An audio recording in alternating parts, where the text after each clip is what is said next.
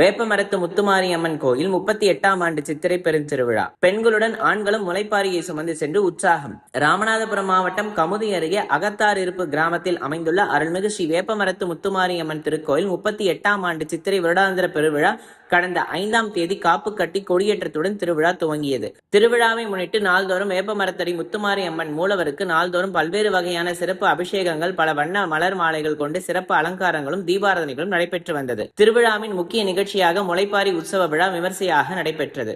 இதில் பெண்களுடன் ஆண்களும் உற்சாகமாக முளைப்பாரியை தங்களது தலையில் சுமந்து அகத்தார் இருப்பு கிராமத்தின் முக்கிய வீதிகள் வழியாக கமுதி மதுரை சாலையின் மார்க்கமாக சென்று கங்கை நீரில் முளைப்பாரியை கரைத்து வழிபாடு செய்து தங்களது நேர்த்திக்கடனை நிறைவேற்றினர். முன்னதாக வேப்பமரத்தடி முத்துமாரியம்மன் ஆலயத்தில் முன்பாக முளைப்பாரியை கீழே இறக்கி வைத்து பெண்களுடன் ஆண்களும் முளைப்பாரி பாடல்களுக்கு கும்மி ஆட்டம் ஆடி உற்சாகமாக மகிழ்ந்தனர். நிகழ்ச்சிக்கான ஏற்பாடுகளை அகத்தார் இருப்பு கிராம யாதவ உறவின் முறை மகாசபை கிராம பொதுமக்கள் மற்றும் நிர்வாகிகள் செய்திருந்தனர்.